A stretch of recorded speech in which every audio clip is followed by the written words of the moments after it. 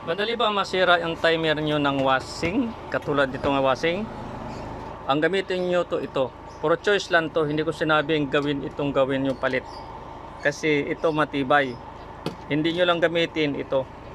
Yung apat. Direct na po kayo sa dalawang linya na to. Yung direct current nya. Kung saan switch lang ang inyong kukunin. Ayan. Katulad nitong ginamit ko. Ayan, gumagana na po siya. O ito. Or hindi nyo ito magamit yung 1, 2, 3, 4. Kunting pihit lang. Pero pamatagalan, ayan po, namatay na po siya. Nag-automatic na siya. Oh, namatay na. Yan. Ito hindi nyo ito gamitin. Ito yung pinalitan ko. Ito yung nakakabit. Oh. Timer sa dryer washing. Ayan. Ito yung pinalit ko. Ito matibay ito kaysa dito. Ito. Kung napansin nyo, ito rin siya. Oh. Kaya madaling itong masira.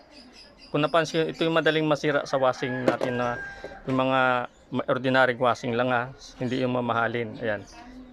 Ito lang gamitin nyo, dalawa.